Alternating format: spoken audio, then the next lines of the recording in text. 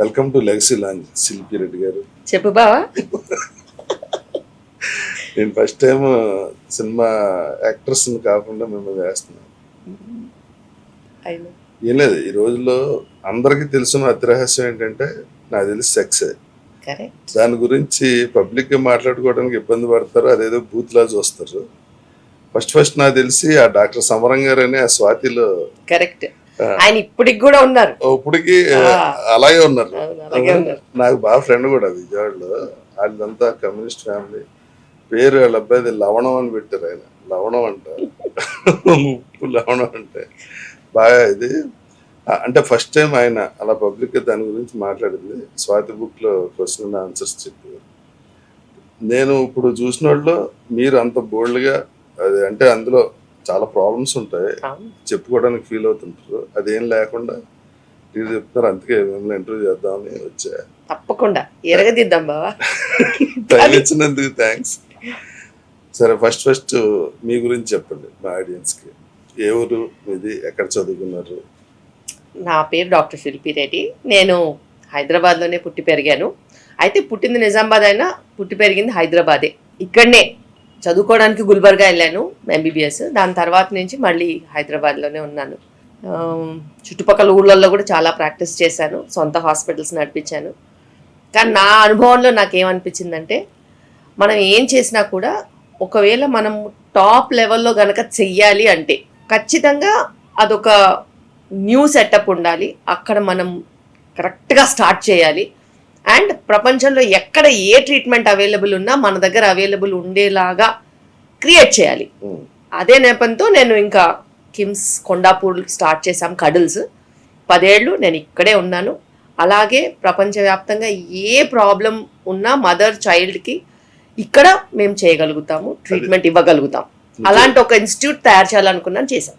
Super. అది ఎందుకంటే నేను చూస్తూ ఉంటాను. ఇప్పుడు ఒక హాస్పిటల్లో డెలివరీ అయితే అక్కడ 7th month లో బేబీ పుట్టిందంటే అక్కడ ఎక్విప్మెంట్ లేక ఇమీడియట్ గా ఇంకో హాస్పిటల్కి షిఫ్ట్ చేసి, అంటే షిఫ్ట్ చేసి హాస్పిటల్ ఎక్కడ దూరంగా ఉంటే దారిలో చనిపోయే ఛాన్స్ ఉంటుంది. కరెక్ట్.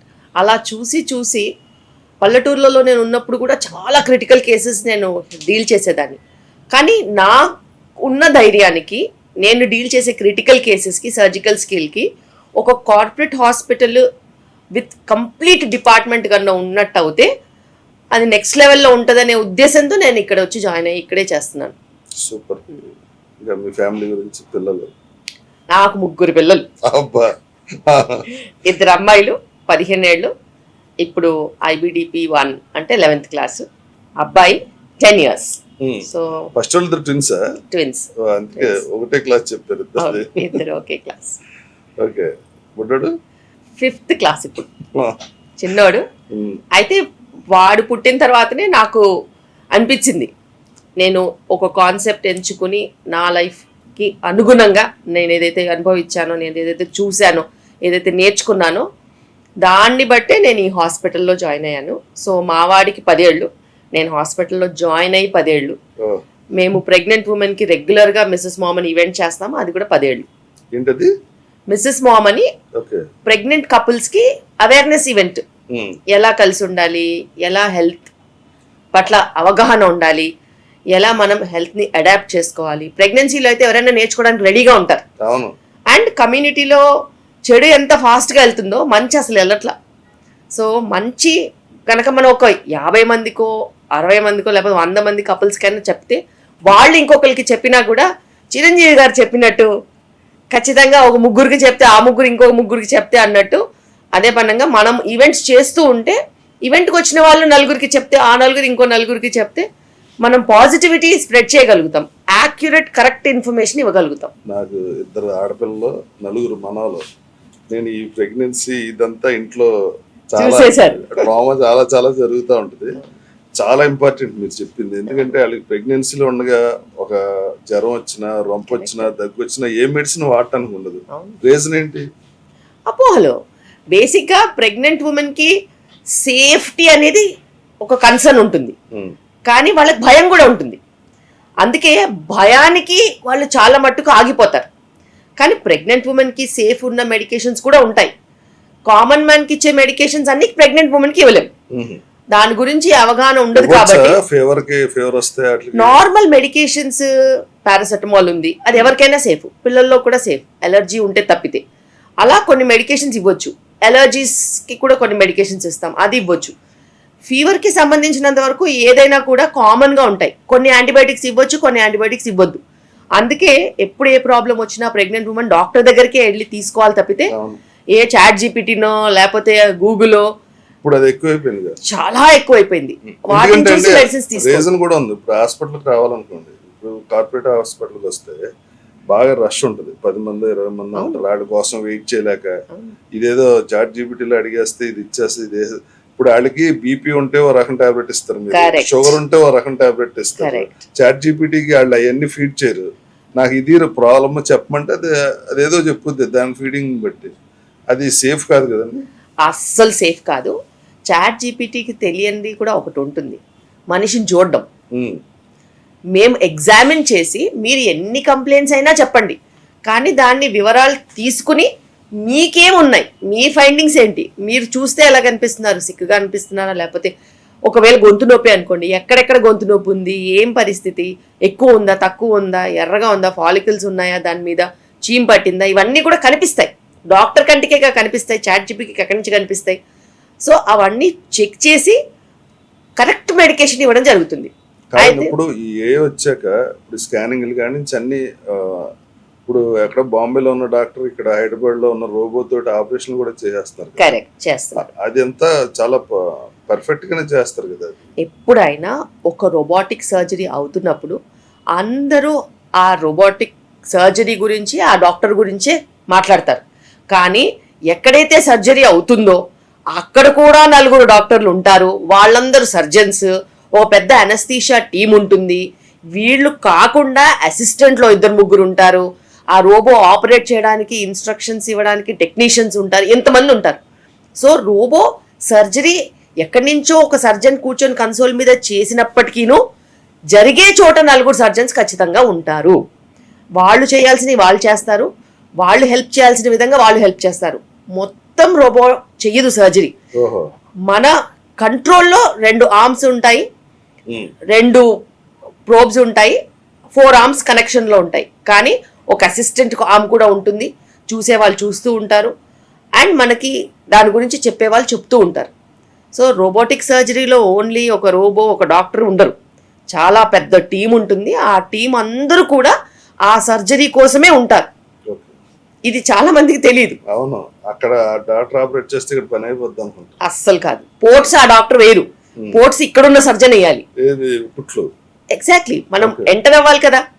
రోబోటిక్ సర్జరీకి ఎంట్రీ పోర్ట్ ఉంటుంది, అంటే ఒక 12mm పోర్టు, ఒక 10mm పోర్టు, ఒక 8mm పోర్ట్స్ అట్లా ఉంటాయి. ఆ పోర్ట్స్ మనం హోల్డ్ చేసి అది పెట్టాలి. పెట్టిన తర్వాత వచ్చి రోబో డాక్ అవుతుంది. డాక్ అయిన తర్వాత ఇన్స్ట్రుమెంట్స్ పెట్టాలి. ఇన్స్ట్రుమెంట్స్ పెట్టిన తర్వాత సర్జన్కి యాక్సెస్ వస్తుంది. సో పోర్ట్స్ చేసే వాళ్ళు సర్జన్స్, అక్కడున్న సర్జన్స్. ఇన్స్ట్రుమెంట్స్ డాక్ చేసేది టెక్నీషియన్, డాక్ అయిన తర్వాత ఇన్స్ట్రుమెంట్స్ పెట్టేది టెక్నీషియన్. ఓకే సిగ్నల్ అయిన తర్వాత సర్జన్ కన్సోల్ మీద స్టార్ట్ చేయాలి. ఎస్, వీటన్నిటికీ ఒక 1 గంట 40 నిమిషాలు పడుతుంది. 15 నిమిషాలు అనస్థీషియా వాళ్ళకే పడుతుంది ఇండ్యూస్ చేయడానికి. ఇండ్యూస్ చేసిన తర్వాత ఒక 15 నుంచి 20 నిమిషాల వరకు డాక్ చేయడానికి పడుతుంది. సో రోబోని రెడీ చేయడానికే 1 గంట పైన పని పడుతుంది. ఇప్పుడు ప్రెగ్నెన్సీలో ఉన్నప్పుడు చాలా ప్రాబ్లమ్స్ ఉంటాయి కదా, షుగర్ హైక్ అవుతుంది, కొంతమంది బీపీ హైక్ అయిపోతుంది, షుగర్ వచ్చేస్తుంది ప్రెగ్నెన్సీ. దేనివల్ల అంటారు? చాలా ఇప్పుడున్న పరిస్థితిలో మన దేశంలో షుగర్ జనుపరంగా ఆడవాళ్ళకి షుగర్ టెండెన్సీ అనేది ప్రెగ్నెన్సీలో ఉంది.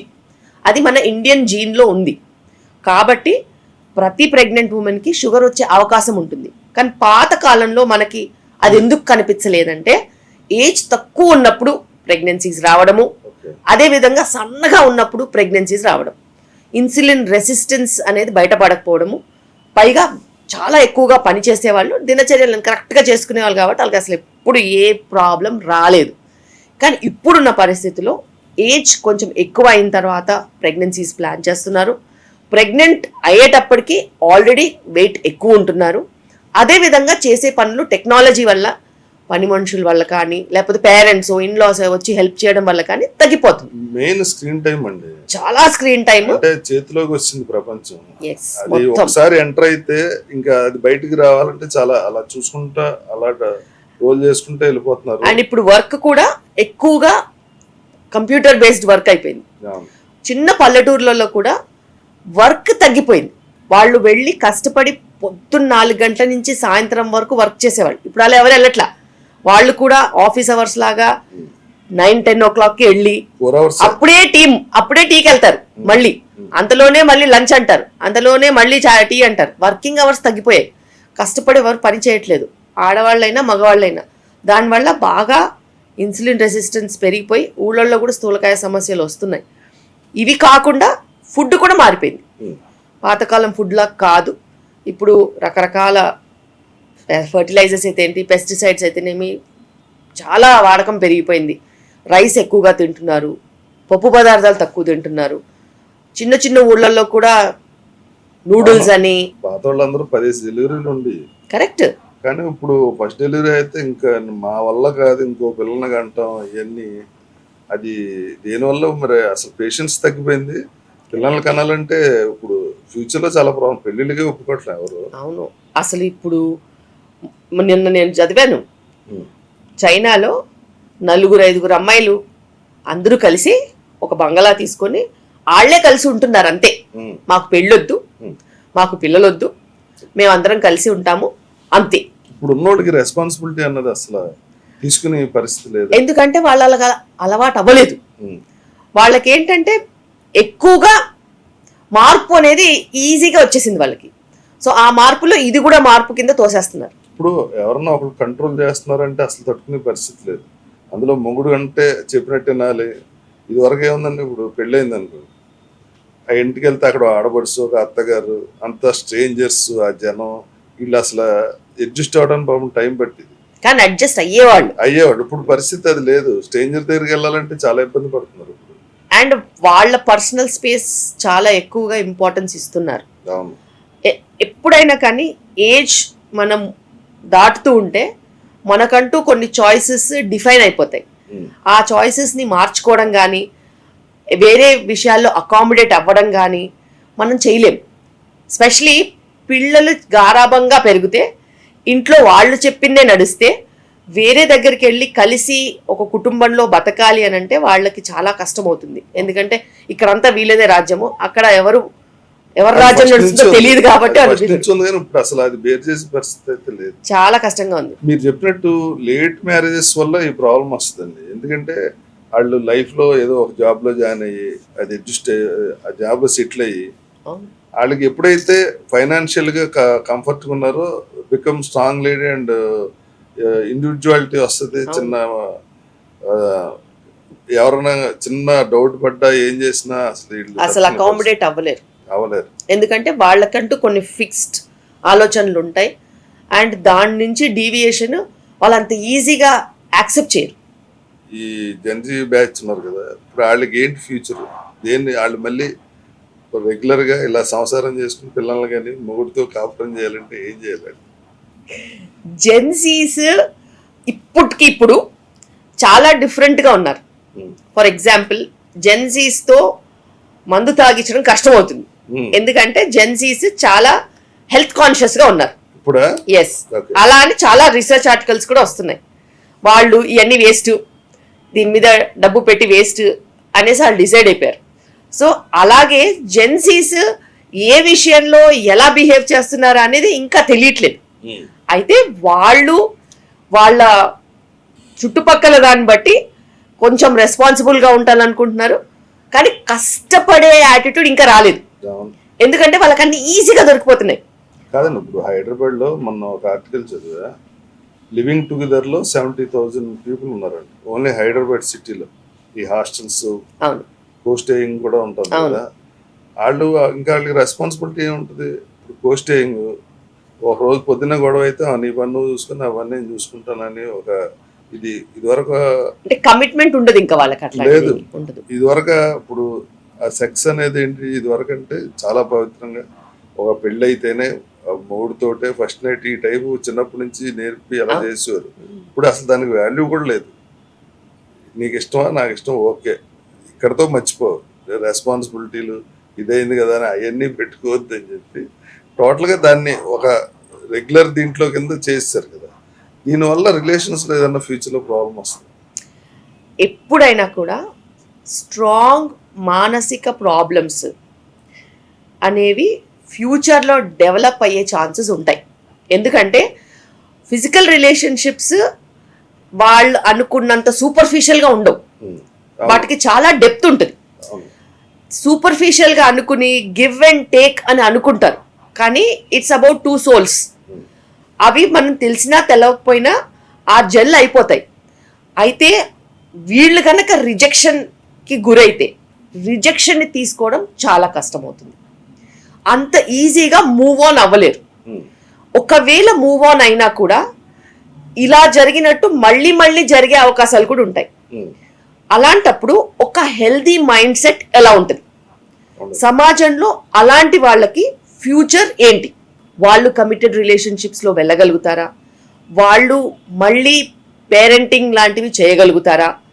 లేకపోతే వాళ్ళు రిలేషన్షిప్స్ని కాంప్రమైజ్ అయ్యి, లేకపోతే కో పేరెంటింగ్ అంటారు, వాట్ ఎవర్ ఇట్ ఇస్, దాన్ని కలిసి వాళ్ళు అడ్జస్ట్ అవుతూ బతకగలుగుతారా అనేది ఇంకా తెలియదు.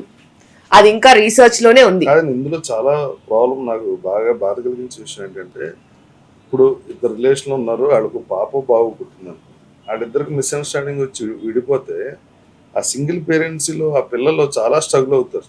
మిగిలిన పిల్లలు ఫాదర్ కనిపిస్తూ ఉంటాడు, మా ఫాదర్ ఎందుకు లేదని వీడికి ఇంకా ఆ వయసులో ఏం తెలియదు. అలాగే ఫాదర్ ఆ పిల్లల్ని మిస్ అవుతుంటాడు, మళ్ళీ ఈ అమ్మాయికి పెళ్లి చేయాలా వద్దా అని అసలు మొత్తం అదంతా కేయాస్ లాగా కనిపిస్తూ ఉంటుంది. ఇప్పుడు అన్నిటికంటే ఇంకొకటి కూడా మనం చూస్తున్నాం, కో పేరెంటింగ్. ఇష్టం లేకపోతే విడిపోతారు, కానీ పిల్లల్ని మట్టుకు జాగ్రత్తగా ఇద్దరు చూసుకుంటారు కానీ ఇద్దరు ఒక చోట ఉండాలి కదా. ఒక చోట ఉంటే కలహాలు వస్తున్నాయి. అలాంటి కలహాలు ఉన్న లైఫ్ పిల్లలు చూస్తే వాళ్ళు కూడా మానసికంగా బాధపడతారని విడిపోయే వాళ్ళు చాలా మంది ఉన్నారు కదమ్మా. ఇప్పుడు మదర్ తో ఉన్నారు వీళ్ళు, నైట్ ఫాదర్ కనిపించడు కదా, ఇంకో రోజు ఎప్పుడు ఆ ఫాదర్ వాళ్ళ ఇంటికి తీసుకెళ్తారు, అంతే కదా. సో అది కో పేరెంటింగ్, ఇంకా అది తప్పదండి. వీళ్ళు చిన్నప్పటి నుంచి అలా చూసినప్పుడు వీళ్ళకి మనసులో ఒక రకమైన ఇది వచ్చేస్తుంది. అదే జెన్జీస్. ఓకే. సో దేనికైనా యాక్సెప్ట్ చేస్తారు. ఇప్పుడు చాలా మంది మా ఓపీడీలో అయినా కానీ పేరెంట్తో పాటు సన్ వచ్చాడు అనుకోండి, మదర్కి ఏదో ఆరోగ్య సమస్యలు ఉన్నాయి, మేము మాట్లాడుతున్నాము, వాళ్ళే వీళ్ళ గురించి చాలా కన్సర్న్డ్గా ఉంటారు. వాళ్ళు చెప్తారు వీళ్ళకి అదర్ ఇష్యూస్ ఉన్నాయి, రిలేషన్షిప్ ఇష్యూస్ ఉన్నాయి, దానివల్ల she's not concentrating on food, sleep, anxiety, stress. నేను ఎప్పుడు చెప్తాను అలాంటి రిలేషన్షిప్ నీకు అవసరం లేదు, అయినా she stuck to that relationship. ఏదంటే నా పేరు చెప్తుంది, నేను వేరే ఆమె వేరే, నేను ఆమె son, but she is an individual. నీ ఆరోగ్యం, నీ మానసిక ఆరోగ్యం నీకు చాలా ఇంపార్టెంట్. నువ్వు నా గురించో నా లైఫ్ గురించో ఆలోచించుకుంటూ నీ లైఫ్ నాశనం చేసుకోవద్దు. నీ మానసిక ఆరోగ్యం, నీ శారీరక ఆరోగ్యం నీ చేతిలో ఉంటుంది. ఎన్నిసార్లు చెప్పినా కానీ అంత లెవెల్కి మాట్లాడే జెన్జీస్ కూడా ఉన్నారు. బికాస్ వాళ్ళు ఈజీగా లైఫ్ వాళ్ళ కళ్ళ ముందు చూస్తున్నారు కాబట్టి వాళ్ళు చెప్పేస్తున్నారు, ఎవరు సఫర్ అవ్వద్దు మా కోసం అని. ఇప్పుడు మొత్తం ప్రపంచం చేతిలోకి వచ్చింది కదా, వీళ్ళు ఈ పోర్న్ అయి చూసి వాళ్ళు దాంట్లో ఒక రకమైన ఇమాజినేషన్ లోకి వెళ్ళి ఒరిజినల్ గా వాళ్ళు నిజంగా అంత ఎంజాయ్ చేసి ఇది అయితే పోర్న్ అంత ఎంజాయ్మెంట్ ఒరిజినల్ గా జరగకపోవచ్చు. అక్కడ అప్సెట్ అయితే ఆటోమేటిక్ ఇంపార్టెన్స్ వచ్చేస్తుంది. ఎస్, ఇది ఒక పెద్ద ప్రాబ్లం. ఎందుకంటే అన్రియలిస్టిక్గా చూసినవి నిజమని నమ్మి అన్రియలిస్టిక్గా పర్ఫామ్ చేయాలని ట్రై చేసి ఎదుటి వాళ్ళ కళ్ళల్లో ఆ హ్యాపీనెస్ చూడక రిజెక్షన్ చూస్తే వాళ్ళకి కలిగే ఇమోషనల్ ట్రామా తర్వాత ఖచ్చితంగా అది ఇంపార్టెన్సీకి దారితీసే అవకాశం ఉంటుంది. అయితే ఒకటి నేను అందరికీ చెప్పేది ఏంటంటే, చూపించే పోన్ అన్రియలిస్టిక్, అది రియాలిటీ కాదు. చాలా మందికి తెలుసు, ఏదో ట్రై చేయాలని చూస్తారు తప్పితే అది రియాలిటీ కాదు. అండ్ దానికి అడిక్షన్ టెండెన్సీ ఉంటుంది. ఎలాగైతే ఆల్కహాల్కి, స్మోకింగ్కి, కొకేన్కి, సబ్స్టెన్స్ అబ్యూస్కి టీలకి కాఫీలకి అడిక్షన్ పొటెన్షియల్ ఎట్లా ఉంటుందో దీనికి కూడా అడిక్షన్ పొటెన్షియల్ ఉంటుంది. అది రియలైజ్ అవ్వట్లేదు. బ్రెయిన్ లో ఏదైనా రిలీజ్ అవుతుందా? బ్రెయిన్ లో కొన్ని న్యూరో ట్రాన్స్మిటర్ ప్లెజర్ కి సంబంధించినవి రిలీజ్ అవుతాయి. సో అవి మళ్ళీ మళ్ళీ కావాలి అని అడుగుతూ ఉంటాయి అనమాట. జస్ట్ మనం ఎట్లా రీల్స్ చూస్తూ ఉంటే ఖాళీగా ఉంటే ఫోన్ పట్టి రీల్స్ చూస్తామో అది కూడా సేమ్ ఒక రివార్డ్ పర్ఫార్మెన్స్ కి లేకపోతే ఒక స్టిమ్యులస్ కి అవి రెస్పాన్స్ అవుతూ ఉంటాయి అనమాట. సో ఆ కెమికల్సే అన్ని అడిక్షన్స్ కి కారణం, ఆ కెమికల్సే దీనికి కూడా కారణం. అయితే ఎప్పుడైతే ఎదుటి వాళ్ళ దగ్గర నుంచి మనకి పాజిటివ్ రెస్పాన్స్ రాదో, ఎందుకు రాలేదు అని ఆలోచించదు, అన్రియలిస్టిక్ అని ఆలోచించదు, నెగటివిటీ కనుక ఒక్కసారి చిన్న బీజం లాంటిది నాటినా కూడా పెద్ద మహావృక్షం అవుతుంది. ఎంత పెద్ద డాక్టర్ కూడా అలాంటి అపోహని అలాంటి మహావృక్షాన్ని ట్రీట్ చేయలేరు, చంపలేరు. ఎందుకంటే వాళ్ళకి అది కాన్స్టెంట్ గా ఉండిపోతుంది. అండ్ ఎదుటి వాళ్ళు ఒకవేళ నీకు చేత కాదు నీకు చేత కాదు నీకు చేత కాదు నీకు చేత కాదు అని 10 సార్లు అంటే ఫిక్స్ అలాగే అవుతుంది.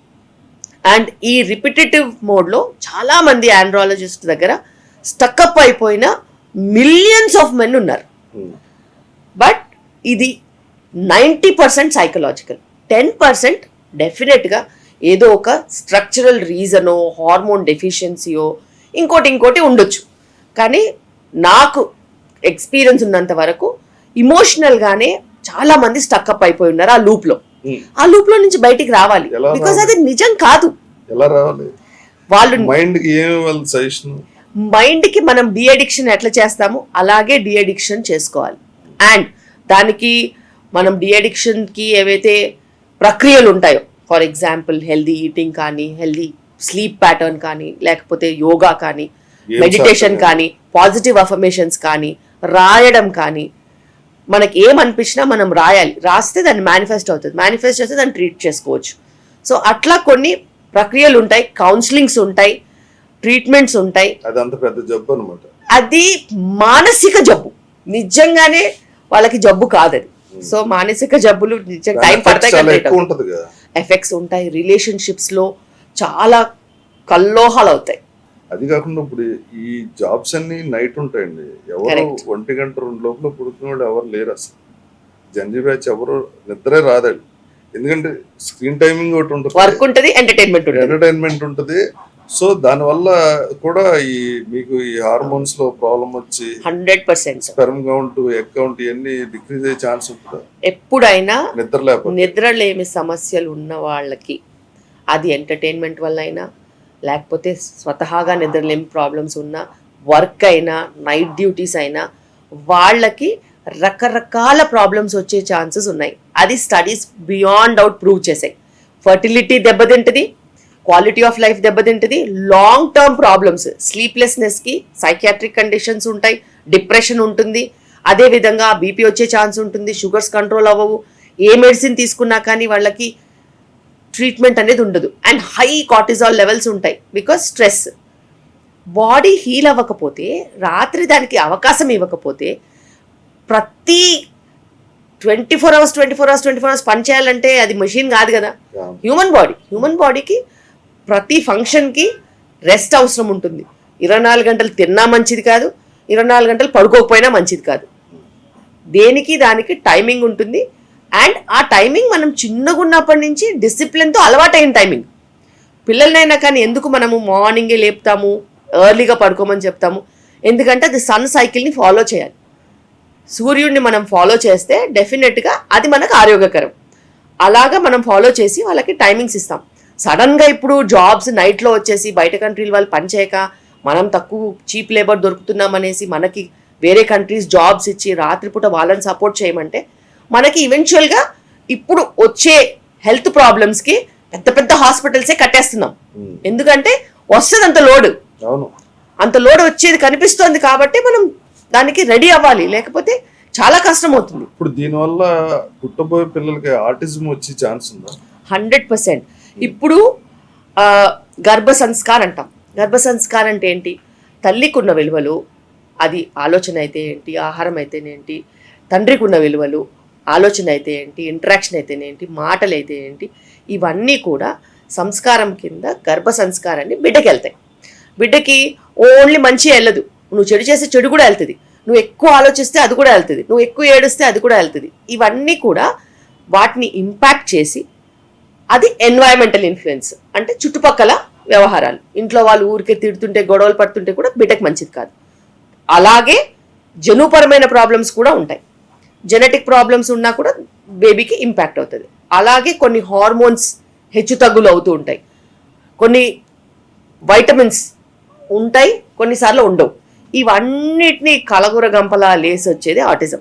అయితే చాలా ఎక్కువ అవుతుంది. ఇప్పుడు ఆటిజం అనే విషయం మీద ఎంత మాట్లాడుకున్నా తక్కువే.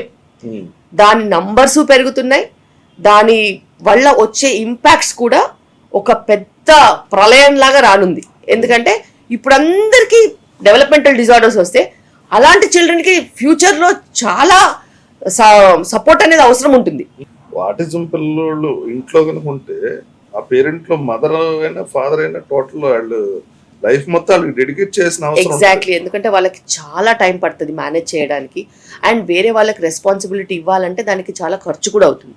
వాళ్ళకి ఎటువంటి ట్రైనింగ్ ఇవ్వాలన్నా, వాళ్ళకి ఎటువంటి స్కూల్కి పంపించాలన్నా కూడా కాస్ట్ అనేది చాలా ఇంపార్టెంట్. గవర్నమెంట్ ఇంకా రెడీ కాలేదు అలాంటి వాళ్ళకి స్కూల్స్ కానీ సపోర్ట్ సిస్టమ్ కానీ లేకపోతే చూసుకోవడానికి కానీ లేదు. అండ్ వాళ్ళకి ఒకవేళ రీహాబిలిటేషన్ లేకపోతే, ఏదైనా లైఫ్ స్కిల్ నేర్పించకపోతే, వాళ్ళు కనుక దేంట్లో రాణించలేకపోతే వాళ్ళకి తర్వాత స్వయం ఉపాధి అనేది ఎట్లా జరుగుతుంది, వాళ్ళని ఎవరు చూసుకోవాలి? పేరెంట్స్ చచ్చిపోతే వాళ్ళు ఎలా పోతారు? ఎగ్జాక్ట్లీ, అది కూడా ఒక సోషల్ కోణంలో చాలా చాలా ఇంపార్టెంట్.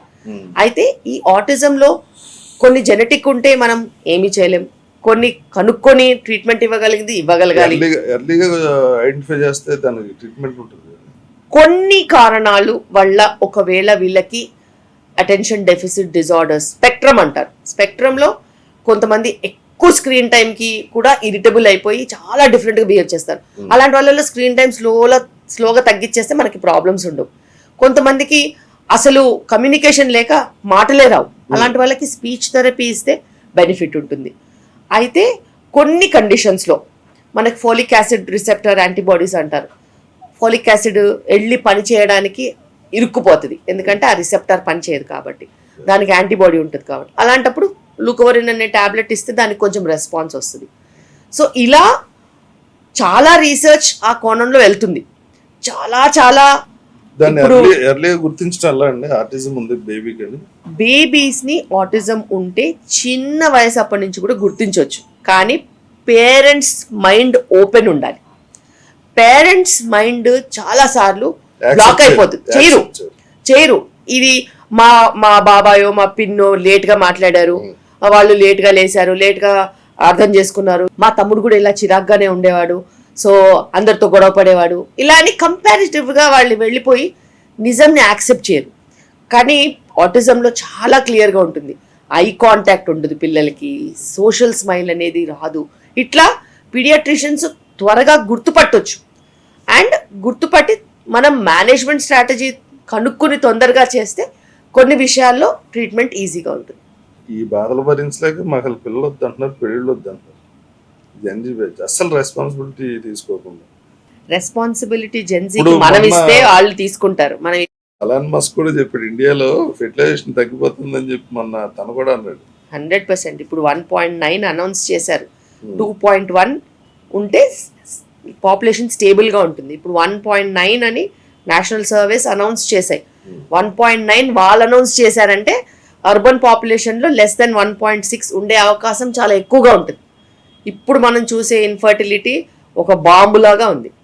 ఏ న్యూక్లియర్ బాంబు అవసరం లేదు జనాలు తగ్గిపోవడానికి, మన న్యూక్లియర్ బాంబులు చాలు. ప్లస్ ఈ నిద్రలేని రాత్రులు గడిపితే చాలు, మొత్తం నెక్స్ట్ జనరేషన్ ఎవడో ఉండడు. అంతే, నెక్స్ట్ జనరేషన్ కి ఇట్స్ అ సుసైడల్ మిషన్.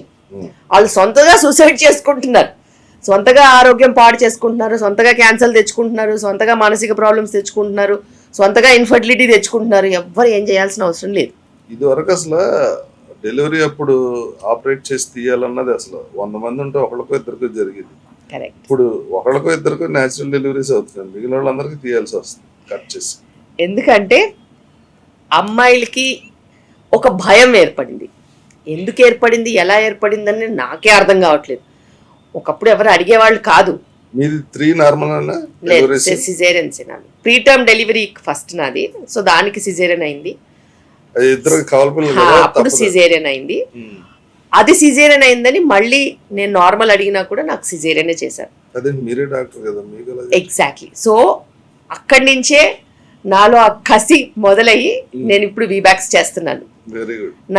నేను అడిగితే ఎవ్వరు నాకు సపోర్ట్ చేయలేదు, ఎవరు చేయలేదు. అండ్ సిజేరియనే చేసుకో ఈజీగా అయిపోతుంది అని నాకు సలహా ఇచ్చారు.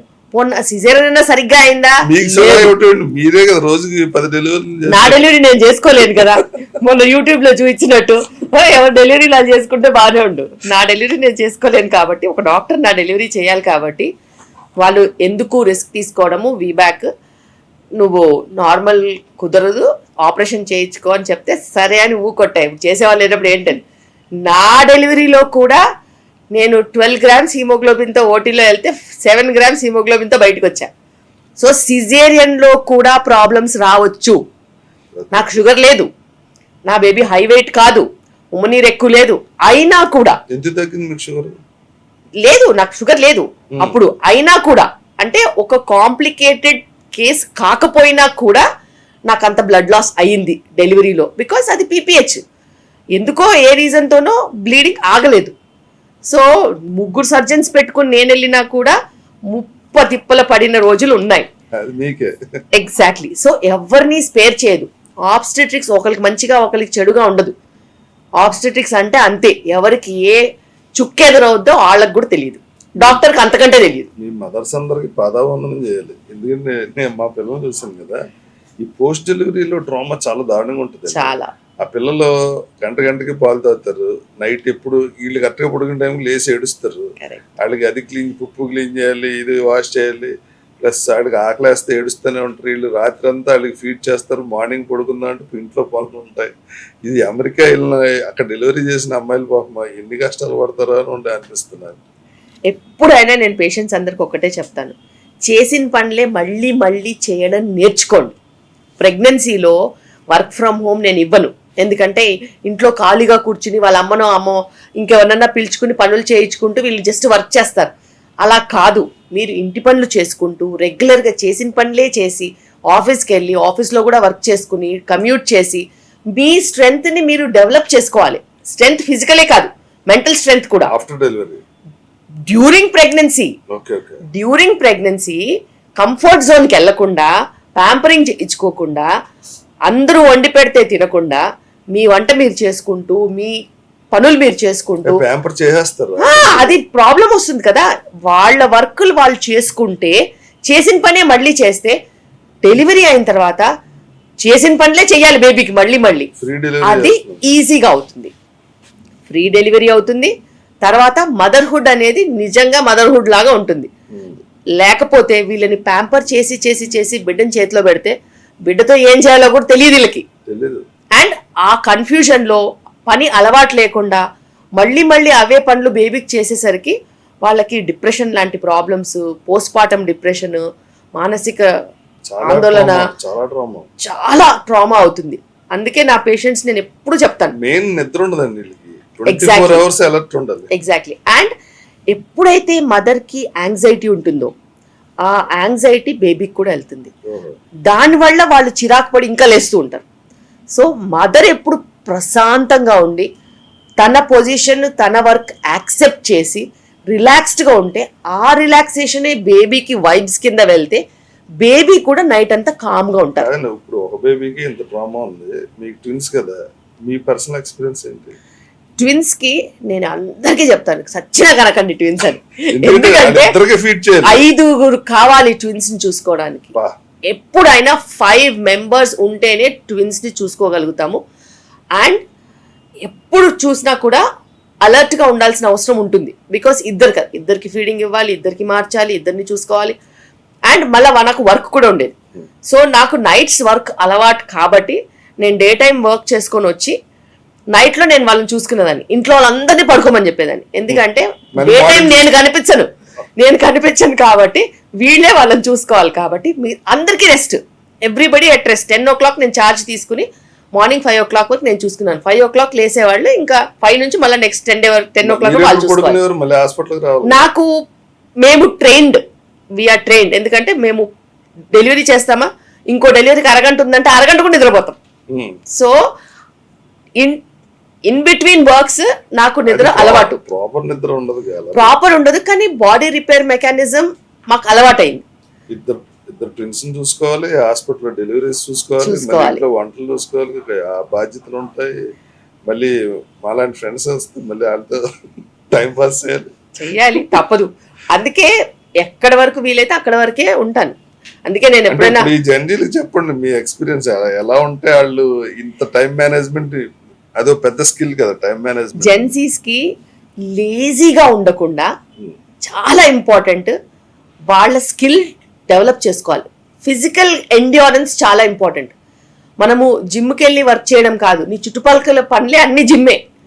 ఇంట్లో వర్క్ చేసుకుంటే కూడా జిమ్ కంటే ఎక్కువ ఉంటుంది. జెన్సీస్ కి వాళ్ళకి ఎంతసేపు దొరికిందే తినేస్తారు. మా ఆవిడ తిడతా ఉంటుంది, ఇంట్లో బకెట్ నీళ్ళ బకెట్ కూడా ఎత్తావు, జిమ్కి వెళ్ళి అంతంత వెయిట్లు ఎందుకు ఎత్తుతాను, ఇంట్లో పనులు చేయ ఫస్ట్. అందుకే నేను అందరికీ చెప్తాను పేషెంట్స్ కి, హౌస్ హోల్డ్ చోర్స్ నా ఫస్ట్ వెనక మెడిసిన్ షీట్ తిప్పగానే ఉంటుంది. ఎక్సర్సైజ్ కాదు, హౌస్ హోల్డ్ చోర్స్ అని. ఇంటి పిల్లిపాది పని చేస్తే ఏ ఎక్సర్సైజ్ అవసరం లేదు. మా ఇంట్లో మా మనవరాలు ఉందనుకోండి, నేను పని మా అమ్మాయిని, అమ్మ నువ్వు వెళ్ళి మంచిదా అంటే, నో తాత నువ్వు వెళ్ళి తెచ్చుకో, లేజీ ఫీల్ అని తిడుతుంది. అందుకే ఎవరు చేసుకునే పనులు వాళ్ళు చేసుకోవాలి. జెన్జీస్ ని బాగా ప్యాంపరింగ్ అయిపోయింది అనమాట. వాళ్ళు చిన్న చిన్న పనులు కూడా చేసుకోవట్లేదు. అలా రిపిటేటివ్ వర్క్స్ అలవాటు అవ్వాలి. మార్నింగ్ లేసి ఎర్లీగా పడుకుంటే ఎవరైనా సెట్ అవుతారు. మరి నైట్ డ్యూటీలు చేసి కంప్యూటర్ జాబ్ లో ఉన్న అమ్మాయిలు అబ్బాయిలు ఏం చేస్తారు? వాళ్ళకి ఇప్పుడు వచ్చే హెల్త్ ప్రాబ్లమ్స్ చెప్పడానికి లేదు. ఎండోమెట్రియోసిస్, ఎడినోమయోసిస్, ఫైబ్రాయిడ్స్, ఇలా చాలా రకరకాల ప్రాబ్లమ్స్ బాగా ఎక్కువైపోయాయి. నంబర్స్ కూడా చాలా ఎక్కువైపోయాయి. పిసిఓడి. సో ఇవన్నీ కూడా ఇప్పుడున్న ప్రకారం మేము చూసింది 1%. ఇప్పుడు ఈ 100% మేము తట్టుకోలేకుండా ఉన్నాం. కాదు, ఇప్పుడు యంగ్ ఏజ్ లో ఉన్నప్పుడే ఎగ్స్ తీసి స్టోర్ చేసుకోమని చెప్తారు కదా, దానివల్ల ఏమన్నా అడ్వాంటేజ్ ఉంటుందా? అడ్వాంటేజ్ కాదు, అది అందరికీ చేసే ప్రక్రియ కాదు. ఫస్ట్ ఆఫ్ ఆల్ ఎప్పుడైనా కూడా 20s లో పెళ్లిళ్ళు చేసుకొని 30 లోపు పిల్లల్ని కనడమే కరెక్ట్, అడ్వైజబుల్ 100%. ఇప్పుడు నేను 25 లో ఎగ్ దాచుకుని నేను 35 లో ఎవరైనా ఛాలెంజింగ్ రోల్స్ కి వెళ్లే వాళ్ళు, కెరియర్ పరంగా పెళ్లి చేసుకోలేని వాళ్ళు, కమిటెడ్ రిలేషన్షిప్స్కి వెళ్ళలేని వాళ్ళు, జాబ్ పరంగా స్టక్ అయిపోయిన వాళ్ళు, రీసెర్చ్ స్కాలర్స్, ఇలా చాలా మంది ఉంటారు. వాళ్ళు ఒకవేళ 30-35 వరకు వాళ్ళ కమిటెడ్ రిలేషన్షిప్స్ కానీ, మ్యారేజ్ కానీ, పిల్లలు కానీ వాళ్ళకి చేసే స్కోప్ లేకపోతే వాళ్ళు చేసుకుంటే బెటర్. కాదు అందరికి చేయొచ్చు అంటే హెల్త్ ప్రాబ్లమ్ కొంతమందికి చేయకుండా అలాగే అట్లా ఏం లేదు. ఎవరికైతే ఎగ్ కౌంట్ తగ్గుతుంది, చాలా టైం పట్టేలా ఉంది ప్రెగ్నెన్సీ ప్లాన్ చేయడానికంటే, వాళ్ళు డెఫినెట్గా ఇది ఒక ఆప్షన్ కింద ఉంచొచ్చు. ఇది ఒక ఆప్షన్ మట్టుకే. అండ్ ఇప్పుడు టెక్నాలజీ మంచిగా ఉంది కాబట్టి మనం కొన్ని నంబర్ ఆఫ్ ఇయర్స్ స్టోర్ చేసుకున్నా కూడా వాటి క్వాలిటీ ఏం డిగ్రేడ్ అవ్వదు.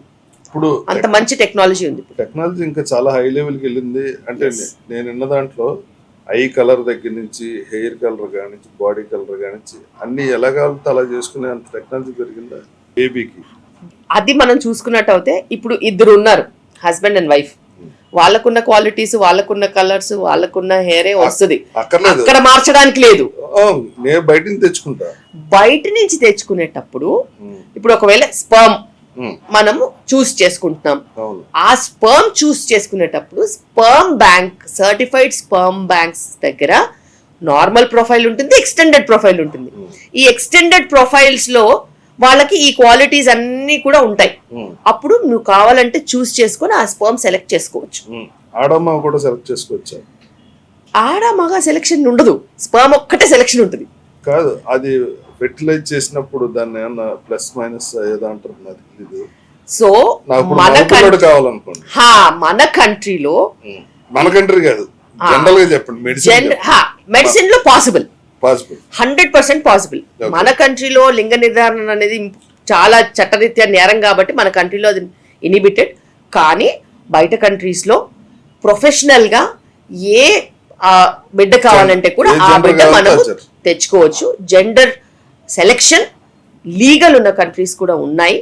అండ్ జెండర్ సెలెక్షన్లో మనకి ఆప్షన్ కూడా ఉంటుంది. మీకు అమ్మాయి కావాలంటే అమ్మాయి, అబ్బాయి కావాలంటే అబ్బాయి ట్రాన్స్ఫర్ చేసుకోవచ్చు. కానీ ఇవన్నీ కూడా ఐవీఎఫ్ పద్ధతుల్లోనే అవుతాయి, న్యాచురల్గా కుదరదు. ఇప్పుడు ఎక్కువగా ట్విన్స్ ఈ ఐవీఎఫ్ పద్ధతిలో 2 సార్లు ఎందుకు ఒకేసారి అయిపోతుందని అలా ఎగ్ డివైడ్ చేసి ట్విన్స్ లా చేస్తారా? కాదు, ఎప్పుడైనా కూడా ఒక పాతకాలంలో ఏంటంటే డే 3 ట్రాన్స్ఫర్స్ ఉండేవి. డే 3 ట్రాన్స్ఫర్స్ అంటే ఇంకా అవి ఎగ్ స్పర్మ్ కలిపిన తర్వాత అవి డివైడ్ అవ్వడం స్టార్ట్ చేసిన తర్వాత థర్డ్ డే ట్రాన్స్ఫర్స్ ఉండేవి.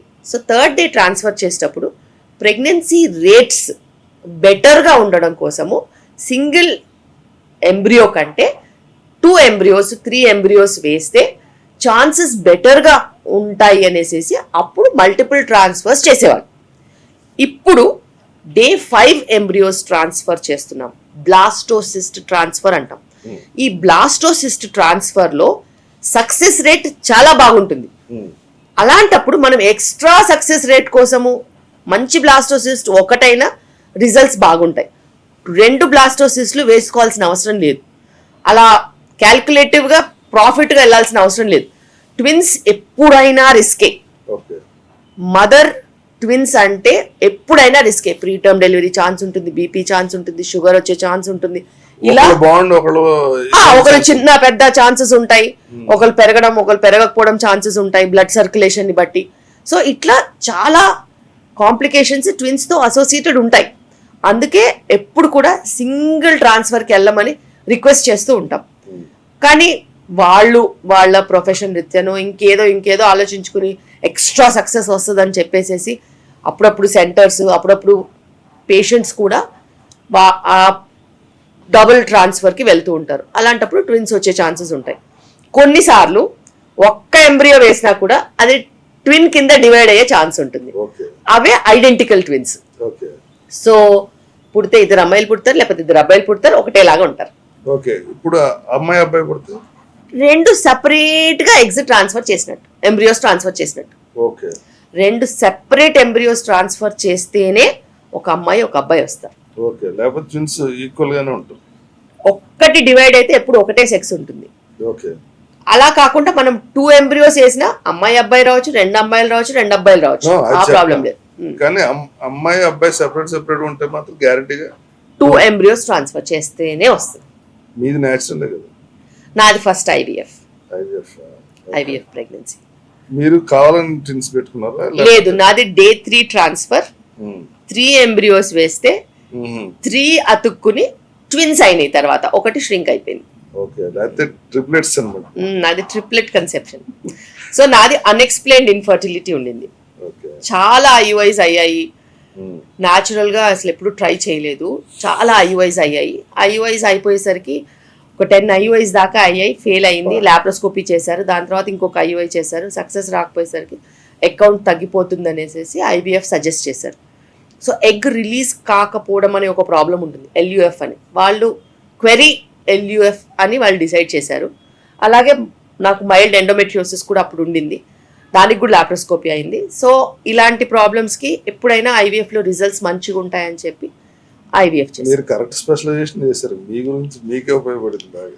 చాలా, బికాస్ లైఫ్లో దెబ్బతిన్నాను కాబట్టి ఎదుటోడి నొప్పి నాకు తెలుస్తుంది. ఎదుటోడి నొప్పి తెలిసి నేను వాళ్ళకి సొల్యూషన్స్ ఇవ్వగలుగుతాను కాబట్టి ఎవరికి అన్యాయం చేయము. అండ్ ఫర్టిలిటీ అనేది నిజంగానే చాలా చండాలమైన ప్రాబ్లం. అది మనకి ఒక ప్రాబ్లమే కాకుండా, కుటుంబానికి ప్రాబ్లం కాకుండా, సొసైటీలో ఉన్న ప్రతి ఒక్కరికి మన మీదే ఇంట్రెస్ట్ ఉంటుంది. అండ్ వచ్చే వాళ్ళకి కూడా మన మీదే ఇంట్రెస్ట్ ఉంటుంది.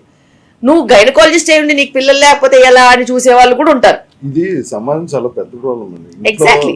ఇప్పుడు పెళ్ళైన 2-3 ఏళ్ళు పిల్లలు పుట్టకపోతే ఆ టార్చర్ చాలా అమ్మాయికి చాలా ఎక్కువ ఉంటది, అబ్బాయికి కూడా నువ్వేంటి ఈ టైప్ లో. అవును, ఫ్రెండ్స్ కూడా చాలా ఎగతాళి చేస్తారు. వాళ్ళకి ఏదైనా చెప్పండి, వాళ్ళకి ఎంతో ట్రామా ఉంటుంది. మళ్ళీ వీళ్ళ ఇంట్లో అబ్బాయి పేరెంట్స్ ఒకలాగా, అమ్మాయి పేరెంట్స్ ఒకలా బిహేవ్ చేసి మొత్తం చిన్న భిన్నం చేస్తారు పిల్లలు పుట్టిదాకా. ఎప్పుడైనా కూడా ఫర్టిలిటీ, ప్రెగ్నెన్సీ, చైల్డ్ అనేది చాలా పర్సనల్ థింగ్. పర్సనల్గానే ఉండాలి, కపుల్కే సమాధానం ఇచ్చుకునేలాగా ఉండాలి. అంతే. ఇంకెవ్వరికి మనం సమాధానం అది ఇచ్చుకునేలా చెప్పొచ్చు ఉండొద్దు. ఏ, తనకు ఏదో ప్రాబ్లం ఉంది, ఇలా ఫెర్టిలైజ్ అవ్వట్లేదు, ఎగ్ రిలీజ్ అవ్వట్లేదు అని చెప్పుకోవచ్చు కదా, అలా చెప్పడు ఎవడు. ఎగ్జాక్ట్లీ. అంటే ఆ యాక్సెప్టెన్స్ లెవెల్ కి ఒకప్పుడు వెళ్ళలేదు, కానీ ఇప్పుడు వెళ్ళింది. ఇప్పుడు మీరు ఆ ట్రామా జరిగిందా మీకు? 100% అప్పుడు Suffer అయ్యారా? అప్పుడు ఎలా ఉండిందో నాకు బాగా తెలుసు. యాక్చువల్ గా చెప్పాలంటే నాకు చాలా సపోర్టివ్ ఫ్యామిలీ ఉండింది, కానీ నేను గైనకాలజిస్ట్ అయ్యుండి నాకు పిల్లలు లేరనే బాధ నాకే ఉండింది. ఓహో. అండ్ నేను అప్పుడు పల్లెటూర్లలో ప్రాక్టీస్ చేశాను కదా, వచ్చిన ప్రతి ఒక్కరు అదే అడుగుతారు, ఉమ్. నీకు ఎంతమంది పిల్లలు అని లేదు, అడుగుతారు. లేదు. మనం క్వశ్చన్ వేయడం కాదు, వాళ్ళు మనం క్వశ్చన్ వేస్తారు. మీకు ఎంతమంది పిల్లలు అని అడిగే వాళ్ళు ఉంటారు, ఎందుకంటే పెద్దవాళ్ళు కదా, వాళ్ళకి అవునా? తెలియదు. First సో ఆడ- మనం మర్చిపోదామన్నా కూడా మర్చిపోలేం, రోజు జరిగేది. సో అలాంటివన్నీ నేను చూశాను కాబట్టి మెంటల్ ట్రామా నుంచి ఎలా వచ్చారు బయటికి? నేను చాలా లైట్ గోయింగ్ మనిషిని. అవును. వాళ్ళకి కూడా నేను బాగా కామెడీ చేసి ఏదో రకంగా పంపేసేదాన్ని. ఇప్పుడు నీకు చెయ్యాలి కదా నేను చాకరీ, నేను పిల్లల కంటే ఎవరు చేస్తాడు, ఆయన నీకు మనసులో ట్రీట్మెంట్ మీకు ఇవ్వాలి ఉంటుంది కదా కదా. అనేసి ఏదో రకంగా చెప్పి పంపించేదాన్ని. అయినా మీ మనసులో ఉంటుంది కదా. ఉంటుంది, ఎందుకంటే నాకు పిల్లలంటే చాలా ఇష్టం. నాకు పిల్లలంటే చాలా ఇష్టం. అందుకే గైనకాలజీ తీసుకున్నారు కదా. అలా కాదు, అది మా డాడీ తీసుకున్నాడు, అవునా? మా నాన్నగారే తీసుకున్నారు. మా డాడీకి చాలా ఇంట్రెస్ట్ ఉండింది నేను డాక్టర్ అవ్వాలని, మా మదర్కి చాలా ఇంట్రెస్ట్ ఉండింది నేను డాక్టర్ అవ్వాలని. నాకు ఎప్పుడు డాక్టర్ అవ్వాలని ఇంట్రెస్ట్ లేదు, కానీ నేను డాక్టర్ అయిన తర్వాత ఇంకా నాకు రియలైజ్ అయింది ఏంటంటే, ఎక్కడ ఉన్నా ఏం చేసినా కానీ నువ్వు నంబర్ 1 ఉండాలి, నంబర్ 2 ఉంటే వేస్ట్. నంబర్ 1 పొజిషన్కి వెళ్ళాలి, అండ్ నువ్వు యునిక్గా ఉండాలి. ఒక మంచి సబ్జెక్ట్ నువ్వు చూస్ చేసుకున్నప్పుడు ఎదుటి వాళ్ళకి నీ వల్ల లాభమే ఉండాలి, అండ్ చాలా కంపాషనేట్గా ఉండాలి. అది బేసిక్గా నాకున్న రూల్స్, కొన్ని రూల్స్. ఆ రూల్స్ని నేను అలా ఫాలో అవుతుంటాను. ఇప్పుడు ఈ పిల్లలు దీంట్లో ఈ వెయిట్ లాస్ కి జిమ్ కి వెళ్ళడం మానేసి డైట్ చేయడం మానేసి ఈ మధ్యన లేటెస్ట్ గా మోంజోరు గవర్నమెంట్ కూడా యాక్సెప్ట్ చేస్తుంది కదా, అది హెల్దీ అయినా కరెక్ట్ గా చేస్తే, లేకపోతే అది ఫ్యూచర్ లో పిల్లలు కన్నోళ్ళకి ఏమైనా ప్రాబ్లం వస్తుందా? ఇప్పుడు మనకున్న ఒజెంపింక్ అయినా మొంజారో అయినా కానీ యాక్చువల్గా అవి షుగర్ మెడికేషన్స్. షుగర్ కోసం మనం ఇస్తూ వాళ్ళకి మెడిసిన్ ఇన్సులిన్ ఇచ్చినప్పుడు కంట్రోల్ చేస్తుంది. వాళ్ళకు వచ్చిన వెయిట్ లాస్ని గమనించుకుని నిజంగానే ఈ షుగర్ కంట్రోల్ని, ఇన్సులిన్ మంచిగా పనిచేసేలా చేసే డ్రగ్స్ అని డిసైడ్ అయ్యి అవి వెయిట్ లాస్ కోసం వచ్చాయి. అందరికీ వెయిట్ లాస్ ఇస్తాయా లేదో తెలియదు, కానీ కాదండి, ఇప్పుడు ఇన్సులిన్ రెసిస్టెన్స్ ఉన్న వాళ్ళకి. కాదండి, ఇప్పుడు నాకు షుగర్ లేదు, అవును, నేను తీసుకున్నాను అనుకోండి, సైడ్ ఎఫెక్ట్స్ ఉంటాయా? సైడ్ ఎఫెక్ట్స్, దాని సైడ్ ఎఫెక్టే weight loss. Okay, side effect. ఆ డ్రగ్ సైడ్ ఎఫెక్టే వెయిట్ లాస్. ఓకే. అయితే అది ఖచ్చితంగా ఒక ఎండోక్రైనాలజిస్ట్ కానీ ఒక క్వాలిఫైడ్ డాక్టర్ పర్యవేక్షణలోనే తీసుకోవాలి.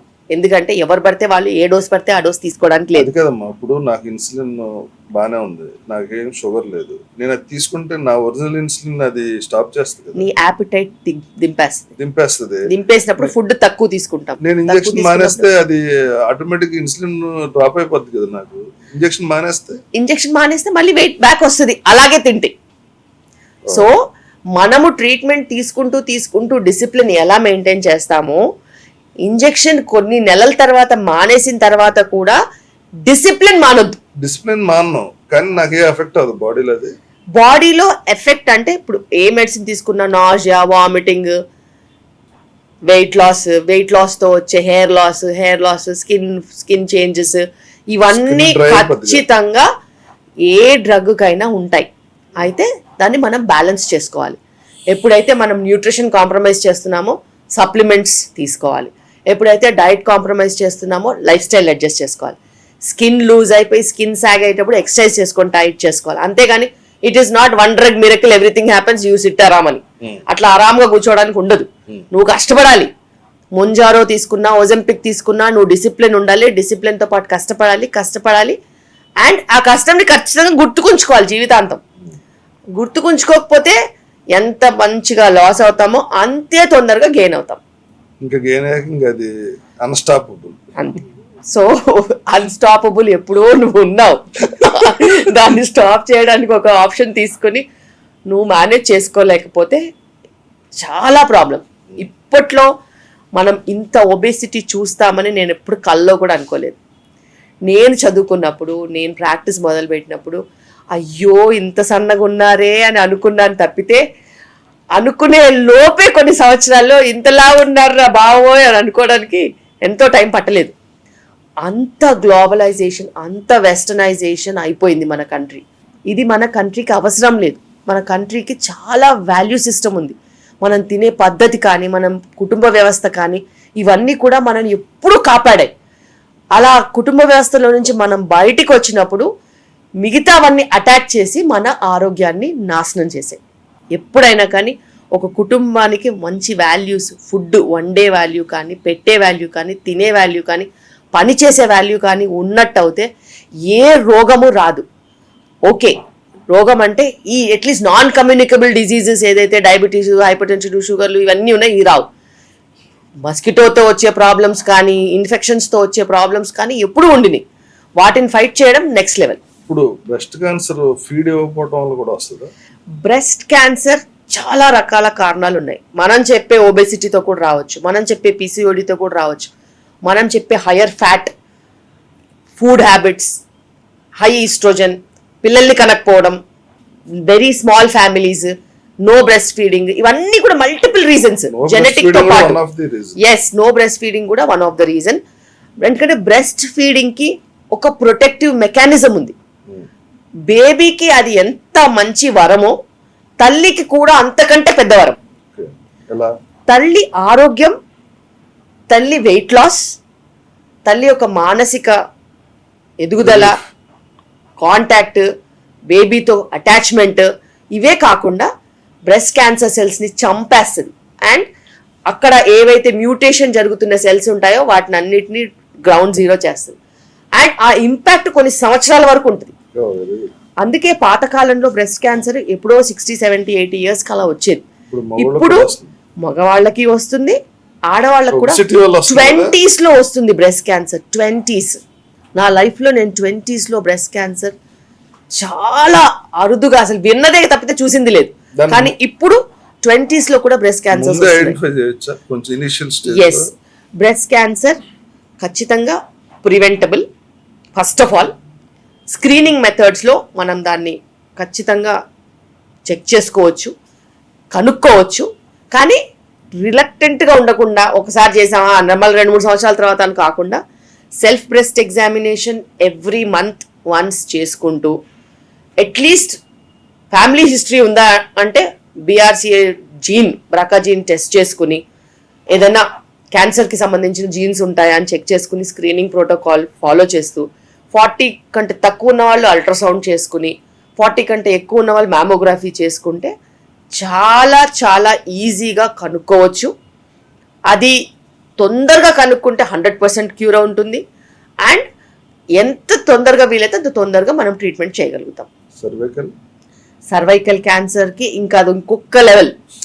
ఇంతకుముందు కాలంలో సర్వైకల్ క్యాన్సర్ ఎక్కువ వచ్చేది.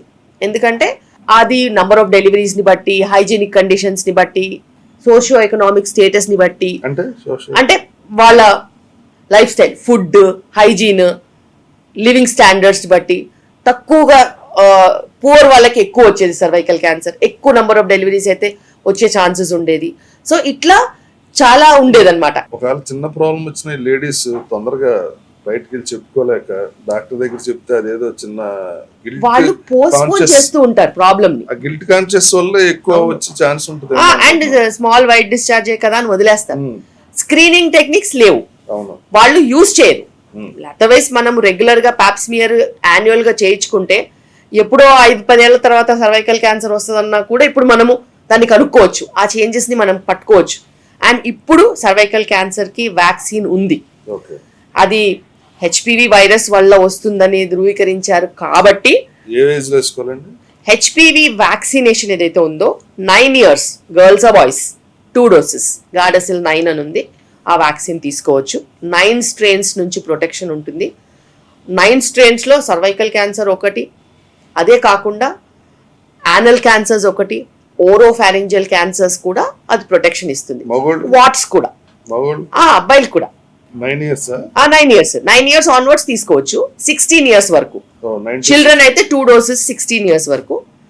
అదర్వైజ్ అబౌవ్ 16 years గర్ల్స్ అయితే 3 doses. అలా 42 years 44 years వరకు తీసుకోవచ్చు.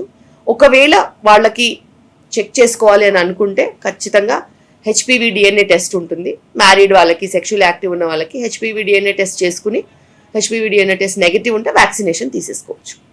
సూపర్. సో ఈ one of vaccine preventable cancers అంటే సర్వైకల్ క్యాన్సర్. ఇప్పుడు మీ ఎక్స్పీరియన్స్లో మీకు చాలా టఫ్ కేసు, మీరు మర్చిపోలేని మిమ్మల్ని ఎఫెక్ట్ చేసిన కేసు ఏదైనా ఉందా?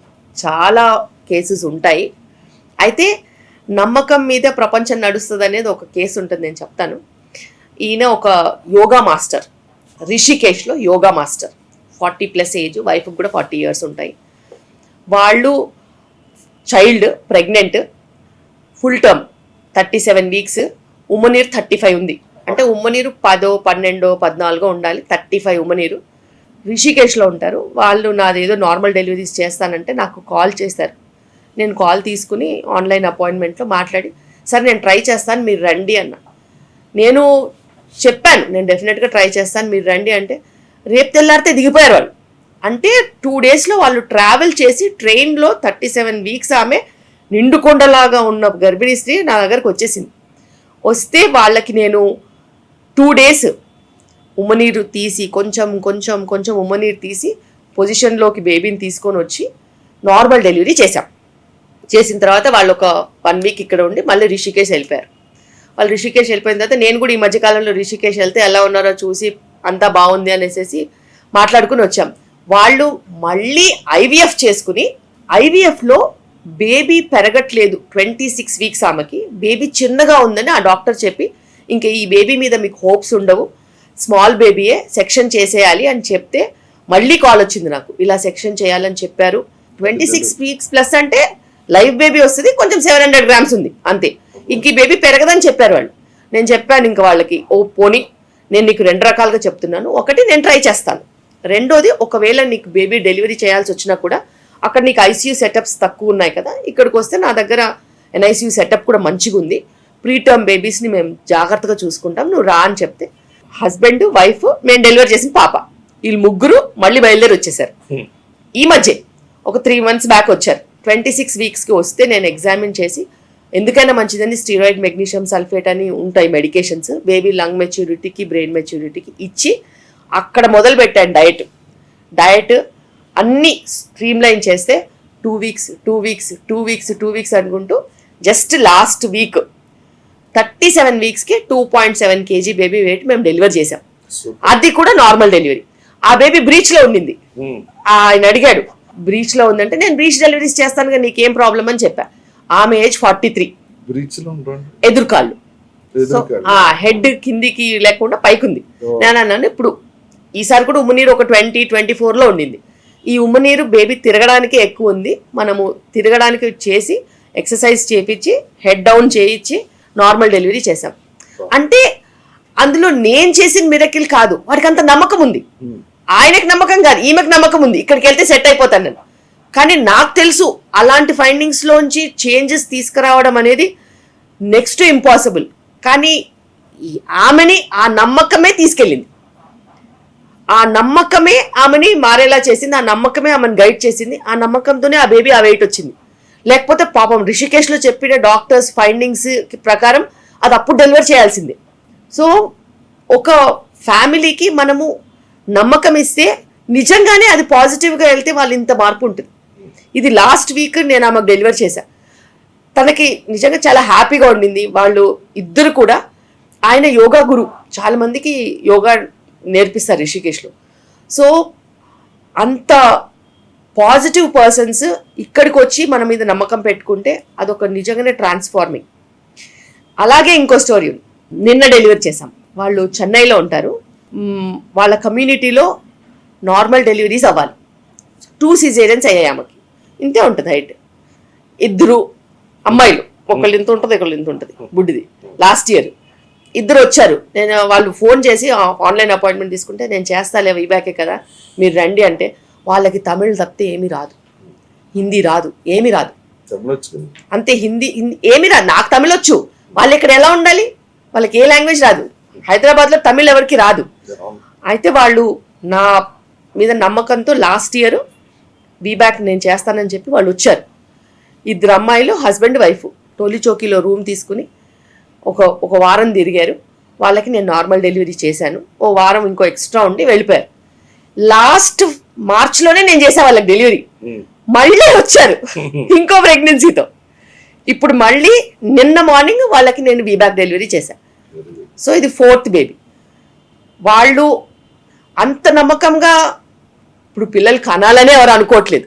అలాంటప్పుడు వాళ్ళు నిలబడి వాళ్ళకి ఇంకో బిడ్డ కావాలని కూర్చుని 2 చిన్నపిల్లల్ని తీసుకుని, 3 చిన్నపిల్లలు, లాస్ట్ టైం 2 చిన్నపిల్లలు, ఈసారి 3 చిన్నపిల్లల్ని తీసుకొని వచ్చి ఒక ఇల్లు తీసుకుని ఉండి వారం 10 రోజులైనా 15 రోజులైనా ఉండి డెలివరీ చేసుకొని వెళ్తున్నారంటే వాళ్ళ నమ్మకం. 100%. నేను డెలివరీ ఈ అమ్మాయికి చేస్తూ ఉంటే అమ్మాయి ఏమడిగిందంటే, మేడం లాస్ట్ టైం మీరు నెక్స్ట్ డెలివరీ 7 hours లోపు చేస్తా అన్నారు, 3 hours లో అయిపోయింది అని చెప్తుంది. నాకు అప్పుడు నేను చెప్పింది గుర్తుకులేదు, కానీ ఆమె డెలివరీకి వచ్చినప్పుడే ఆమె అనుకుంటుంది నాకు 7 hours లో డెలివరీ అయిపోతుంది, నాకు 7 hours లో డెలివరీ అయిపోతుంది. మా సినిమా సక్సెస్ అయినట్టు ఉంటుంది నీకు కదా. అంతే. సో ఫాస్ట్ గా అయిపోయింది. నేను అప్పటికి మా లేబర్ రూమ్ సిస్టర్ కాల్ చేసింది, మేడం ఈమె ఫాస్ట్ గా అయిపోయేలాగా ఉందంటే ఆమెకి ఈమె చెప్తుంది, మేడం నాకు ఫాస్ట్ గా అవుతుంది అంటే లాస్ట్ ఇయర్ చెప్పిందంట. అలా ఉండదు, కానీ వాళ్ళ నమ్మకం. బ్యాడ్ ఎక్స్పీరియన్స్ ఏం లేదా? బ్యాడ్ ఎక్స్పీరియన్సెస్ కూడా చాలా ఉంటాయి, కానీ వాళ్ళని ఆ ట్రామాలో నుంచి ఆపి విపరీతంగా ఆలోచించకుండా ఉండేలాగా కంట్రోల్ చేసి వాళ్ళకి సొల్యూషన్ ఇవ్వాలి. లాస్ట్ ఇయర్ జాన్లో అనుకుంటా, బాగా టిపికల్ కదా, నో మోర్ బేబీ అని చెప్పడం మదర్కి చాలా కష్టం, చాలా కష్టం. మేము అందరము హాస్పిటల్లోనే తిరుగుతున్నాము. లేబర్లో ఉంది, వరంగల్ నుంచి వచ్చిన పేషెంట్ లేబర్లో ఉంది, అండ్ లేబర్ ప్రోగ్రెస్ అవుతుంది, హార్ట్ బీట్ అందరికీ వినపడుతూ ఉంటుంది. సో హస్బెండ్ కూడా పక్కనే ఉన్నాడు. సడన్గా హార్ట్ బీట్ డౌన్ అవుతుంది. అయితే మా సిస్టర్ చూసి నాకు కాల్ చేస్తే హార్ట్ బీట్ డౌన్ అవుతుంది, ఇమీడియట్గా షిఫ్ట్ చేయండి అనేసి మేము ఓటీలో షిఫ్ట్ చేసుకుని డెలివరీ చేసేటప్పటికే హార్ట్ బీట్ లేదు, ఇంకా బేబీ సర్వైవ్ అవ్వలేదు. ఏమైంది అసలు, పేషెంట్ బాగానే ఉంది, ఏమైంది అనేసి పాపం వాళ్ళు ఏమనలేదు. మనం ఇవాల్యుయేట్ చేద్దాము అని చెప్పేసి కొన్ని ప్రొఫైల్స్ ఉంటాయి, క్లాట్ ఫార్మేషన్ ప్రొఫైల్, ఇవన్నీ చేస్తే ఆ బేబీకి ఒక రక్తం గడ్డ కట్టి ఆ గడ్డ వెళ్ళి బేబీ లంగ్స్ అండ్ హార్ట్ మధ్యలో ఇరుక్కుపోయింది. మదర్ లోపట ఉన్నప్పుడు థ్రాంబో ఎంబాలిజం అంటాం, పల్మనరీ ఎంబాలిజం. ఆ ఎంబాలిజం అయ్యే టెండెన్సీ ఈమెకుంది, అలాంటి ఒక జీన్ ఈమెకుంది. కానీ యాక్సిడెంట్ అయితే తప్పితే ఆ జీన్ ఉంటుందని ఎవరికి తెలియదు. సో అలా యాక్సిడెంట్ అయ్యి లక్కీ ఏంటంటే ఈమెకు అవ్వలేదు, ఆ ఎంబాలిజం ఈమెకు అవ్వకుండా బేబీకి అయింది.